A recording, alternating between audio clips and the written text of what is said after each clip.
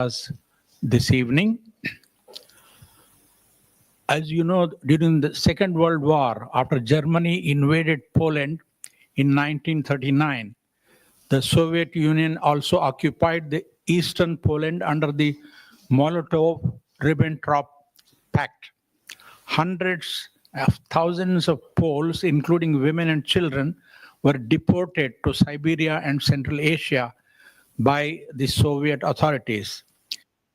Perished due to harsh conditions, forced labor, and starvation. However, after Nazi Germany attacked the Soviet Union in 1941, the Soviets changed their stance, allowing Polish refugees to leave their camps to join the Polish armed forces under General Władysław Anders, which was forming in the Middle East.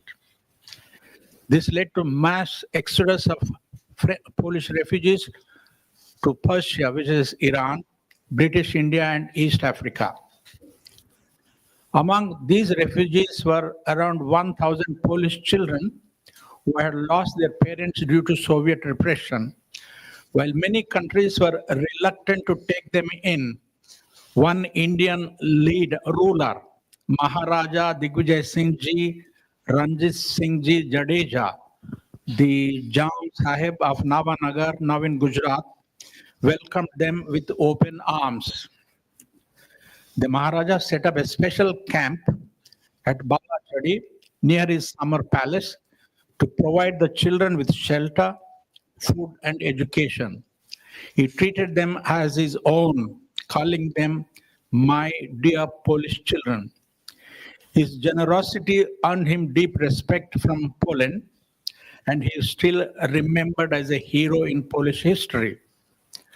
Apart from the Jam Sahib of Navanagar, other princely states and British India also helped Polish refugees. The Maharaja Kolhapur, which is now in Maharashtra, provided land, and Polish settlements were established in places like Bombay, now Mumbai, Malir, now in Pakistan, and Valiwada, Kolhapur. These settlements housed thousands of Polish families until the end of the war. The kindness of Indian rulers left a lasting impression on the Polish survivors. In recognition of his efforts, Poland posthumously honored Maharaja Digvijay Singh Ji with various awards. In 2012, a square in Warsaw, the capital of Poland, was named after him, Good Maharaja Square. Polish leaders, including former President Lech Walesa, have acknowledged India's generosity during the war. The story of these Polish children remains a powerful example of compassion transcending borders, even in times of conflict. The story of these children is the subject of a book written by Monika Kowalisko-Sumoska. Thank you. And we have Apeksha with us, and that is Anjali. I'll introduce each one of them. The author, she is a scriptwriter, producer, and president of Nil Desperandum Foundation. She has written several historical and family adventure books for children and youth, an executive producer of a short documentary for children, A Brave Bunch, The Uprising Through Children's Eyes, based on her book. She is the scriptwriter and producer of Maharaja'S Children, interactive web documentary. Her book, entitled Maharaja'S Children, Story of Polish Children in Jamnagar, is scheduled to be premiered tomorrow at the New Delhi World Book Fair in Bharat Mandapam, just across the road. Monica graduated with MA degrees from the University of Warsaw and the University of Illinois, Urbana-Champaign. Apeksha Niranjan, on my left, is a Bharatanatyam dancer, choreographer, researcher, former film actress from Mumbai. She is the granddaughter of Polish refugee Wanda Nowicka. She is lovingly called as the granddaughter of Poland. Apeksha is the disciple of Guru Dr. Sucheta Chapekar and has completed her master's and bachelor's degrees in Bharatanatyam. She is a graded artist of Indian television Doordarshan. She is the founder and director of Nrityanjali Performing Arts Sampada and has been teaching Bharatanatyam there for the last 20 years. She is a former Marathi film actress, having performed a lead role in several Marathi films. Apeksha is known for her innovative and research-based choreographies. She is the first artist to incorporate Gregorian chants into the traditional Bharatanatyam performances, and also the first Indian classical dancer who choreographed Bharatanatyam recital on traditional Polish folk music. She has choreographed and presented a Bharatanatyam recital by amalgamating Bharatanatyam and Spanish flamenco music. Apeksha has presented Bharatanatyam recitals in India, Poland, Italy, Sri Lanka, Canada, Thailand, France, and South Korea. On the extreme left is Anjali Bhushan. Anjali is a multifaceted filmmaker known for her inspiring and hopeful storytelling. She has co-produced and directed documentaries internationally, including the Oscar-nominated India's Daughter, My Home India, which we are going to see now, and The Colors of Asia, curated Smiling Woman of Banda. Anjali has a vast network in the Indian and global film industry. Her collaborations have included BBC, DR, NHK, among others. She began her directing career with TV shows like Namaste India, People's Club, and Take 5 for Sony TV, ZTV, and LTV. Anjali has contributed to notable films such as Kuch Kuch Hota Hai, Albela, and Shivai. In her last role as the Vice President Content and Production at Viacom 18 Studios, she delivered an impressive slate of 15 films and digital series for theaters, Netflix, and Geo Studios. Her upcoming projects involve collaborating with a Hollywood A-list producer, Phoenix Pictures, to create an English language film based on her award-winning documentary, My Home India, which we are going to see today, highlighting Kira Banasinska's work with Polish refugees in India. Her other 24 notable projects include Satyameva Jayate, Batla House, Kabir Singh, Saina, Sabash Mittu, and Murder in Mahim. Thank you, ladies, for being with us today. I may now invite Monica to tell us about her book, and we will go and take our seats there, and then if the questions will follow after that. Okay, thank you. Thank you very much for the introduction, and thank you for hosting this event today, and also thanks to the Polish Institute of New Delhi, who is supporting us.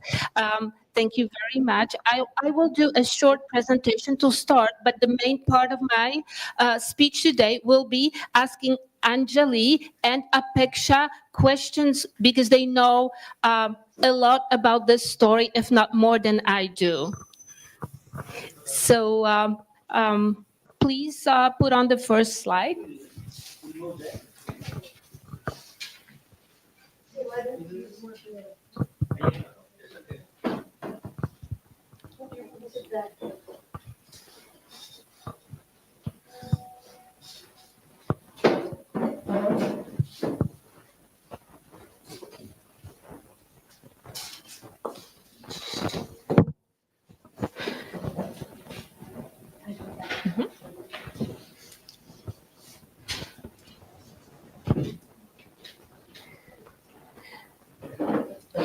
So, as Mr. Venant said, this story takes us back to the year 1939, which was very dramatic in Poland. And I have original photographs here, including Apexa's grandmother. Apexa's presence today is really unique because she is the granddaughter of one of the children that inspired this story. Yes. So she will give us a very personal account of this story. Those are original photographs, and there is more on the table here. If after the film and the recital you want to see them, those have been given to me by family members because I told them I will bring them back to India, present this story. So this is the Herzog family in the year 1939, and Mr. Venkat has already actually told the very short, this entire story. Please show us the next slide. And these are the Indian royal families that are crucial to this story. So this is the Navanagar ruling family and Kolhapur family.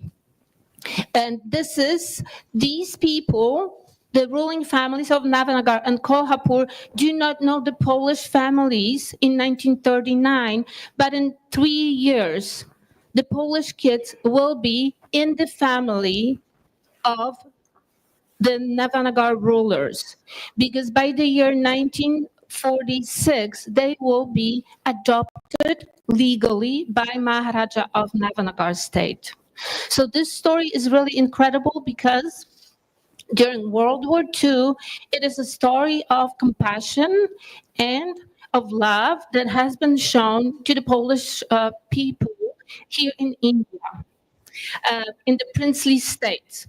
And there are many aspects of this story, and Anjali will show us in her film one of the most fascinating but very often overlooked part of the story about Kira Banashinska. She was instrumental, and I'm very glad you will see this film today because in my book, I could not get into so much detail as to include her. Actually, she is with her husband, but they are not the main characters. So I'm glad we can ask Anjali questions about Kira, and I can't wait to ask how did she come across this subject. But this will be in a little while. Please, the next slide. So I just want to show, I'm sorry for showing this picture, but this is what the children and Polish people looked like prior to their evacuation from Soviet Russia. As Mr. Venkat said, they were deported in 1940 and then evacuated from the Soviet Union when Hitler attacked Stalin in 1941. So this is the year around 1942. This is what they look like. Many of them are just half skeletons. And the next slide, please. And this is the children, maybe a year later in India. So as you can see in the picture on the left, there's a little girl right in front. She's dancing the boy's part. Her head is shaved because the kids were so infested with various things. Everything that they had, their heads had to be shaved. So they were really in a poor state when they arrived, and within 2 years, they have regained their childhood. Really, they had school here. They had so this is really an incredible story, and please show us the next slide. So these are the photographs that the children living in Balacha, the children's camp, have taken by themselves. They took the photographs, they developed it under a blanket. Whoever is my age and above knows how to do this. You have to cover yourself with a blanket and then pour different chemicals over and they have developed the photographs in the camp. And many of those photographs have survived until this very day. Some of them I have here with me, because for the children who lived here in India, they became the most prized possessions. So when they were leaving India, they took them with them. Please, the next. So this is Varivada. They're equally happy there. This is incredible. Varivada is like a small town full of Poles, 5,000 people. One of them, Apeksha's grandmother. So she will tell us all about it. And the Polish people had a hard time learning Hindi, so they convinced the postmaster to learn some Polish. So whenever the letters came, he would announce it in Polish, actually. So they started communicate with the neighboring community. They really made friends. And the same way in Balachadi, the children were very good at making friends with the community because they were very different from other Europeans that the villagers were used to. The Polish kids refused to wear shoes, so they would run around with no shoes, and that was an immediate icebreaker with the locals because they saw them as very similar to themselves. And also, the children did not know how to address the villagers, so they addressed them in English as sir. And the villagers were so surprised and actually really liked the children from the very beginning. Please, the next one. So this is actually a real footage from the Balachadi camp that was discovered in Sikorsky Institute in London. So this is Maharaja Jam Saheb and the children whom you remember from one of the earlier slides. They were half skeletons, really, when they left Russia. And this is the children arriving in Jamnagar. So this story is so fascinating. I really, I discovered it, maybe I started working on it 7 years ago. And when I first came to India, it was a little overwhelming for me. But since then, I have published 3 books, and one of them will come out here in India.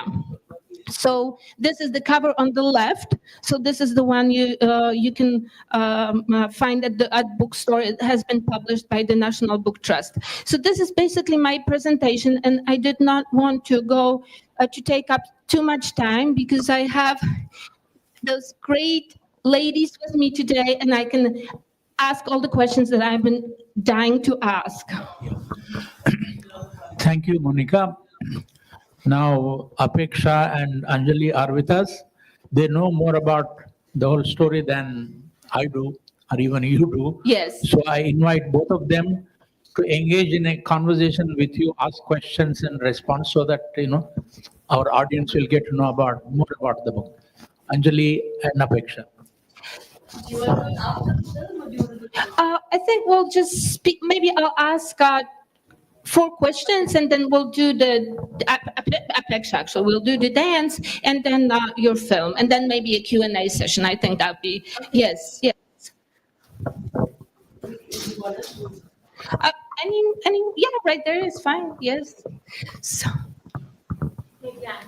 yes. So, Apeksha, I would like to start with you. You are the granddaughter of Vanda Novitsky. This really is fascinating. Tell me, how did you find out about the story? Did you learn about it from your grandmother? Okay. Yeah. Thank you. Before starting answering the questions, first I would like to thank Venkatji for inviting me here. I also thank Polish Institute, New Delhi, for their support. Thank you, Monica. Thank you, Magdalena. Thank you, Anjali, for your support. And thank you, all of you, for all the way coming here. Yeah, about my grandmother, her story was very traumatic, basically. So she used to speak with us about the pleasant memories. She used to tell us about Poland, her brothers, their traditions, about her sister. But she never told us, especially to grandchildren, about the story of the deportation. She used to speak about my parents, my uncles sometimes, but I think she felt that it is not needed to speak with grandchildren about those experiences. Mhm. Yeah. But it must have been very traumatic for her. How do you think she coped with her trauma? Yeah, it was very traumatic. Actually, she and her family were thrown out of their house and from their country. Then they were in labor camps in Siberia. In after that, she lost her father. Then she got separated from her mother and brothers. So one can imagine what she must have suffered. Then, with her little sister, she came to Aliude, and there she met my grandfather. And in 1946, they fell in love. They got married. For my grandfather, she changed herself. She transformed herself into an Indian lady. She used to wear sari. Even she used to take pallu on her head. Even she used to cook amazing food. I still remember the taste. She was an amazing cook. She used to cook amazing Indian food, and she used to do all the things. Even gobar ये करना होता है, all the things. She used to do everything, but I don't think so. She moved on from her past because it was really difficult thing, and the only thing which helped her to cope with this situation is my grandfather's love, and she received the love from all the Indians.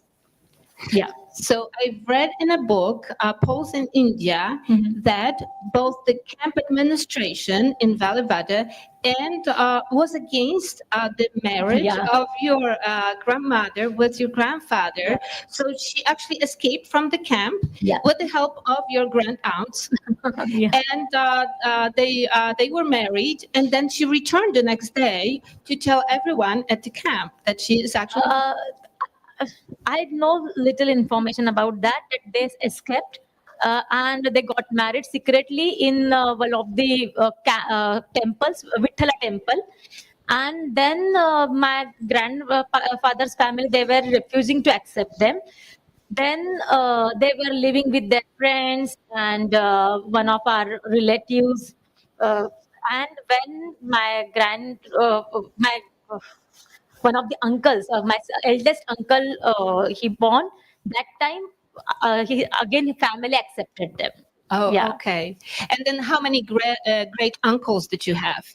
I have four uncles. Four uncles. Yeah. Okay. So she had five children, Five children. Yeah. All boys. all boys. Naughty Can boys. we have another the next slide, because I have Apeksha's grandmother. The next slide. Oh, it's not. Okay, I'm sorry.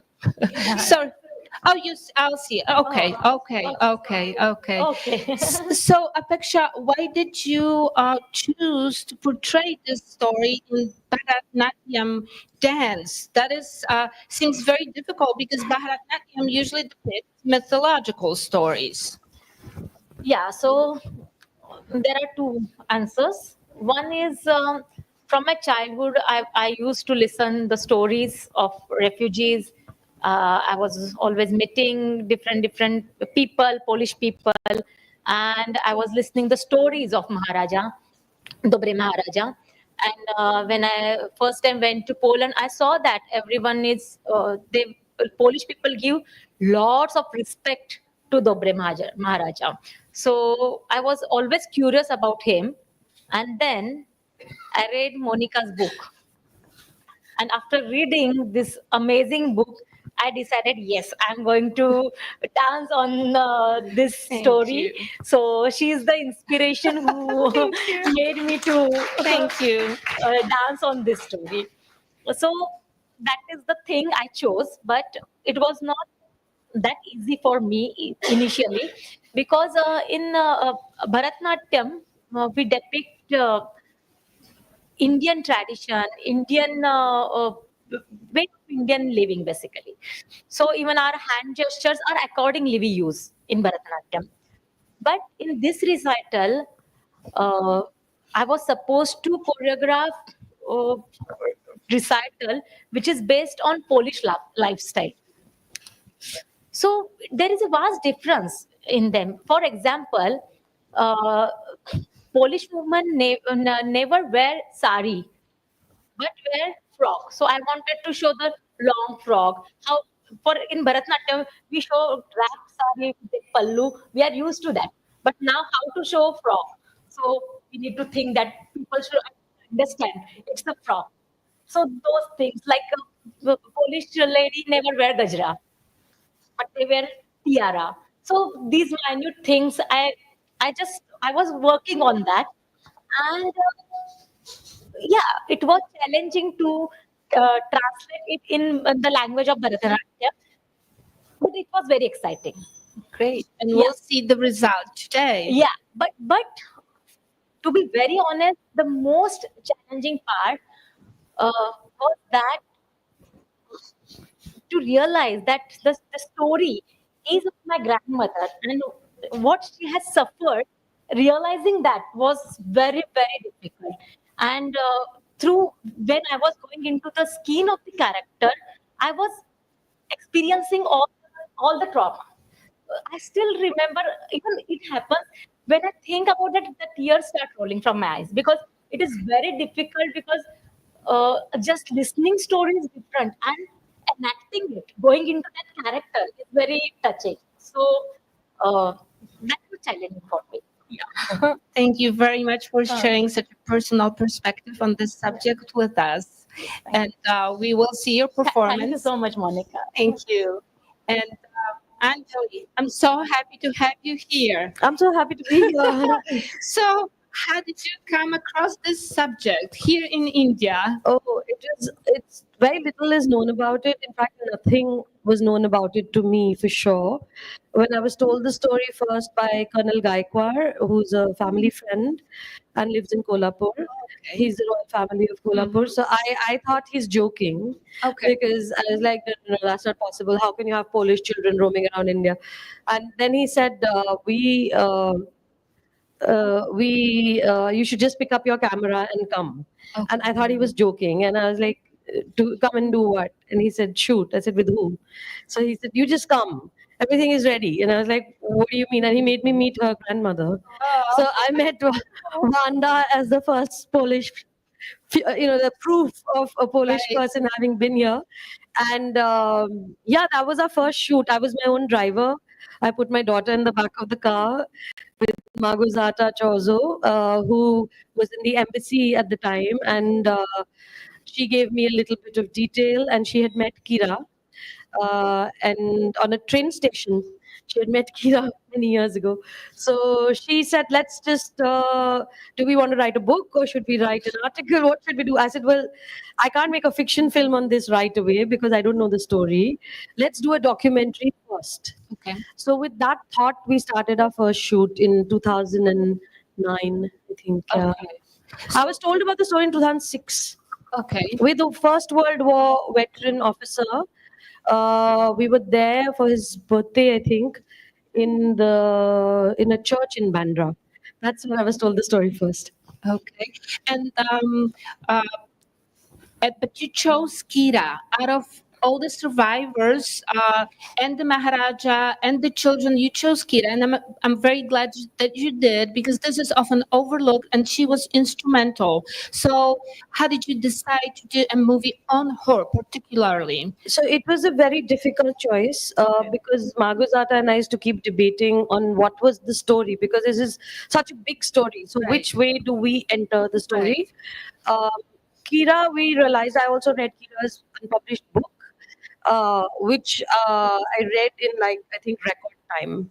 I read it in maybe 3 hours. Her autobiography. Autobiography, and it was so enriching, and I cried so much reading it, and I understood her life because she was born in Siberia.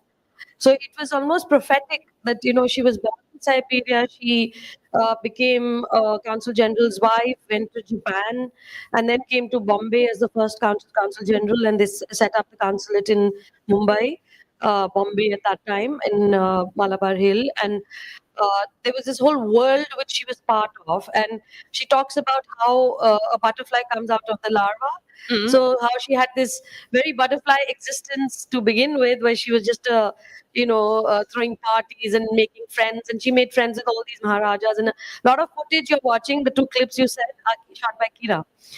So she had a Bolex camera, and she was shooting on it. Later, I learned from her son and grandson and great grandson, not son, sorry. She had a daughter called She had a Lydia. daughter. Yes. So I thought initially, let's do a story about Vanda, her grandmother, Vanda Kashikar, Novitska Kashikar, meeting Kira on Kira's 100th birthday because Kira became an Indian citizen. So that became an interesting way to go in. And as we went in, nobody knew anything about this. So it was important to tell history the way it had happened versus making an emotional statement at this point in time.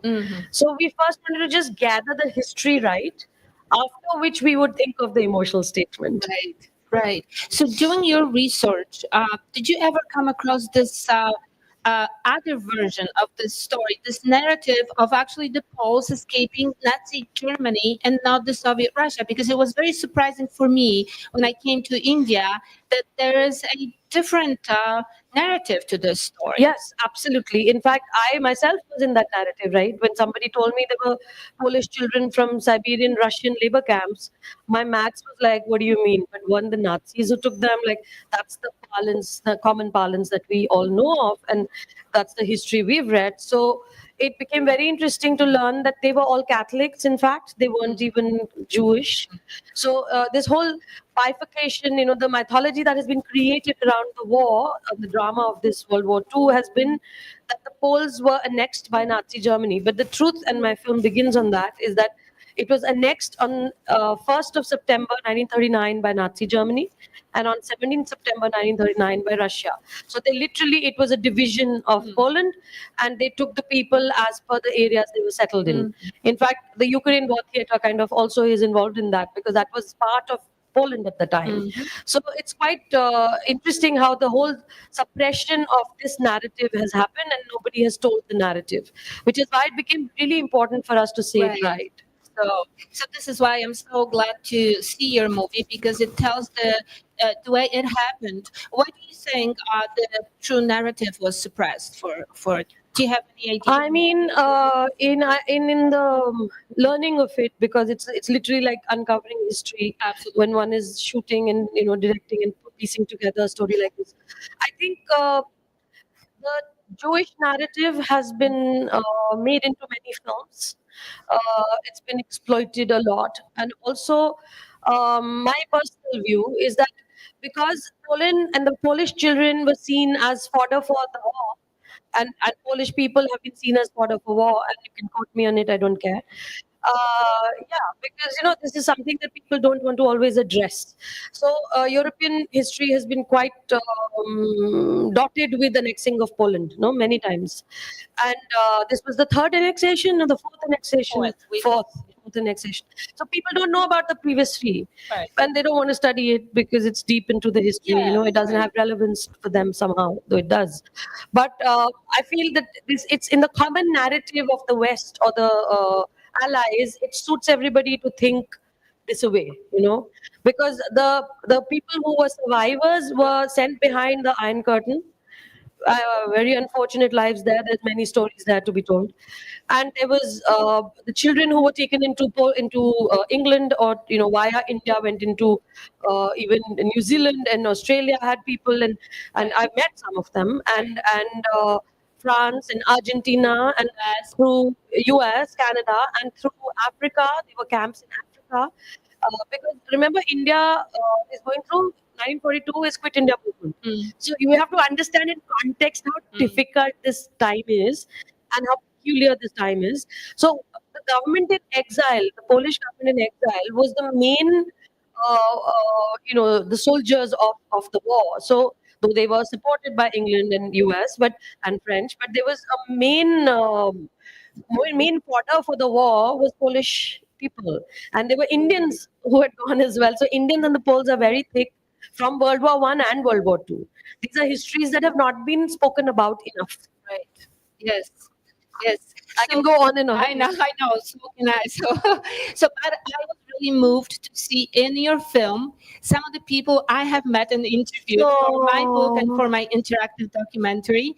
And one of them, Czesława Kruger, Yeah. I met her in Canada and many other people. She's lovely. Yeah. Yes, she's lovely. So it was so moving to actually see them in your film and hear those stories again. Some of the diaries are actually from the children who have come here to India and were saved here. So That's beautiful. Thank you. right. Thank you for your so, work. so do you feel like once you discover the story, you can't leave it? Yes, you totally it can't. takes Yeah, yeah. over you. It takes over you because it is such a painful story with so many Right. touch points Right. and so relevant even today as we see Israel and Gaza and the works in Palestine, and then we see what happens with Ukraine and Russia, and it just the what they say that the of course, the biggest casualty of war is innocence, but there's the children and the women who get the brunt of it. And we talk about it in the film because Right. most people in the labor camps were women and children and old people.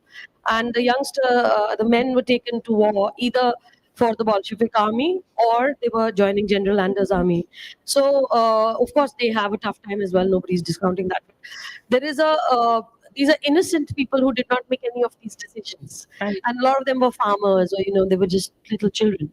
So, and there was a conscious annexing of these two areas. So a lot of the gene pool, which was the future of Poland, so to speak, was in Iran in labor camps, and then in India in camps, not labor camps, in refugee camps, Right. and then in India in refugee camps. So it's a very peculiar history. Now, there's so many angles to this that Absolutely. I think the more we speak about, the better, because it should never ever get repeated. Right, right. Well, thank you so much. Thank you, Apeksha. And I think we're.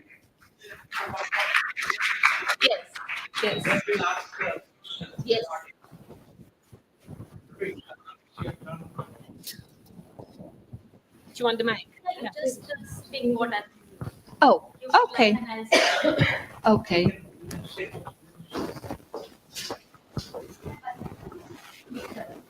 So I usually come here to India to give talks in schools, which I enjoy a lot. I was in a school this morning and I presented this very story for 400 children, grade 5 and 6. And you would not have imagined that, but they knew about Stalin, Hitler attacking Stalin, and some of them knew all the most difficult answers to my questions. This is grade 5 and 6 in Gurgaon. So great school and yes. So now I am going to present a story which celebrates the bond between Polish refugees who came to India and about Maharaja Digvijay Singh. This basically recital, the small recital showcases the journey how they deported from Poland to Siberia, then to Iran, then India, and then how they were surprised to see the beautiful country and how they received the love from Maharaja. And it is very touching sentence that he told them, now no more you are orphan, you are my kids. So they got their father. So this is the small presentation about this.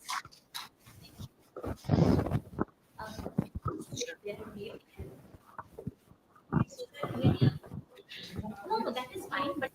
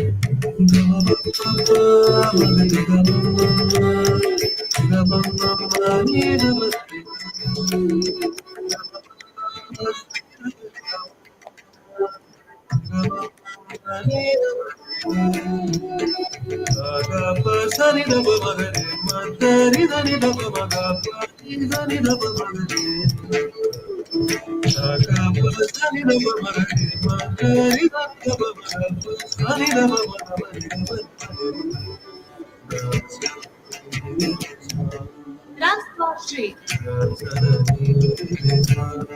Rasdwashri. Rasdwashri.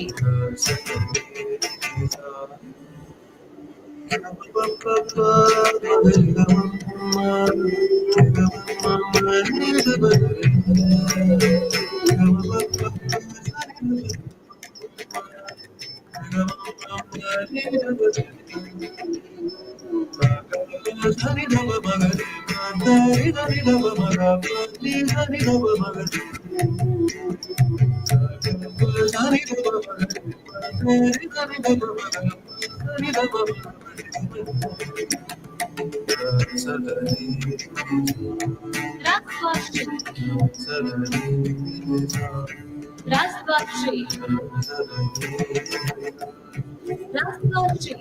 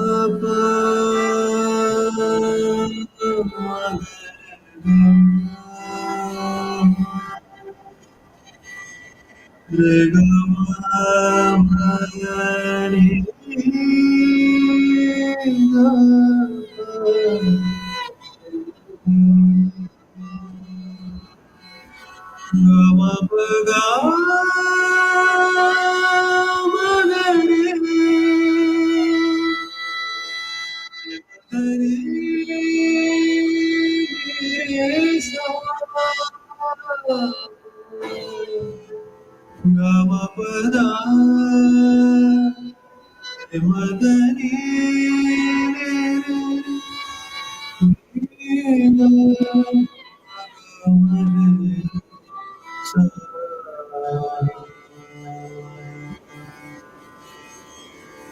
Red Army invaded Poland and more than 1.7 million Poles were deported to the labor camps in Siberia.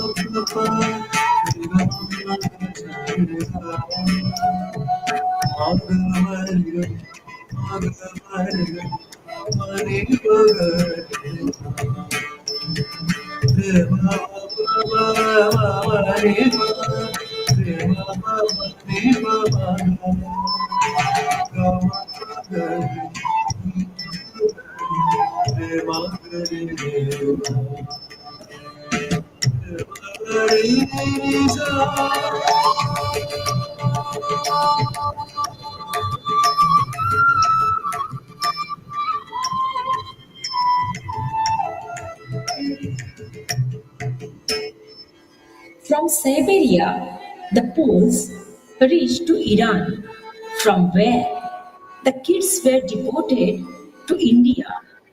Most of them were orphans or half orphans. They reached to India by lorries or ships.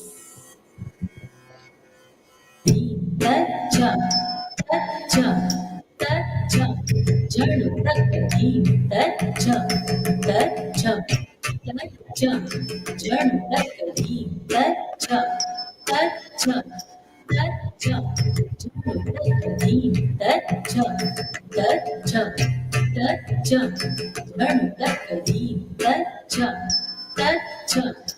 Tacham, jadu takadim, tacham, tacham, tacham, jadu takadim, tacham, tacham, tacham, jadu takadim, tacham, tacham, tacham, jadu takata.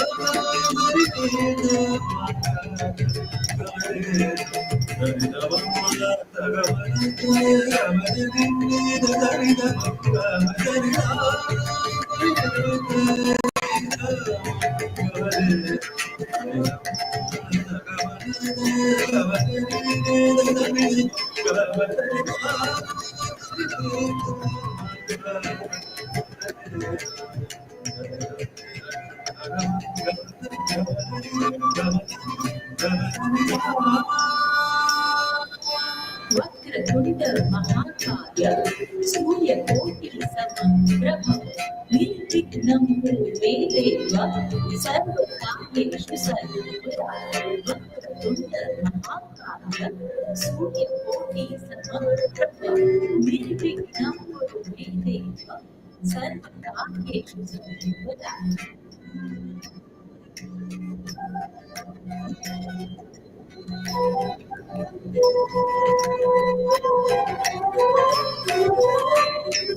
सर्वमङ्गलमाङ्गल्ये शिवे सर्वार्थसाधिके शरण्ये त्र्यम्बके गौरी नारायणे स्तुते. सर्वमङ्गलमाङ्गल्ये शिवे सर्वार्थसाधिके शरण्ये त्र्यम्बके Gauri नारायणे स्तुते.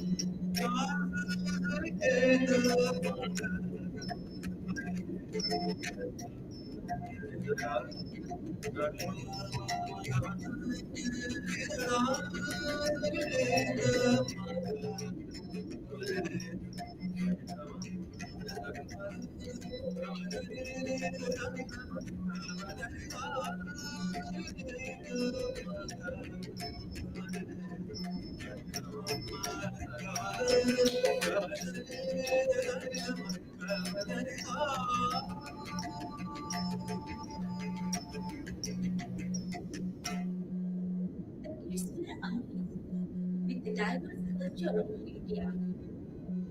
And one group of kids was transferred to Jamnagar, where they met the king of Jamnagar, Maharaja Digvijay Singh, Domre Maharaja.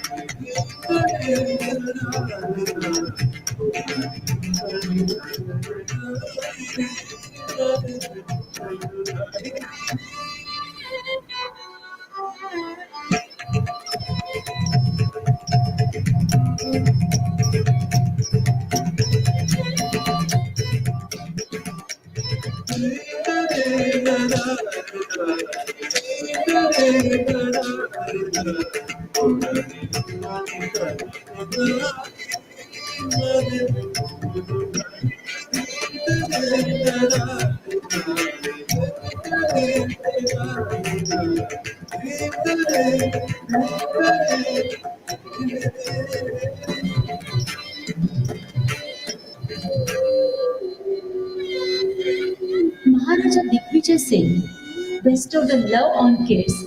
As a father, he was fondly called as Babu.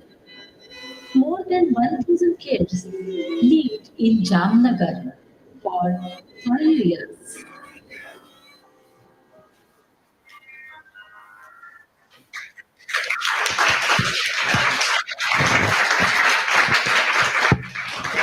Thank you very much, Apeksha. That was splendid. Thank you so much. Ladies and gentlemen, we will now see Anjali's famous documentary, which is going to be, I think, made into a film very shortly for one of the OTTs or whatever. Yeah, yeah.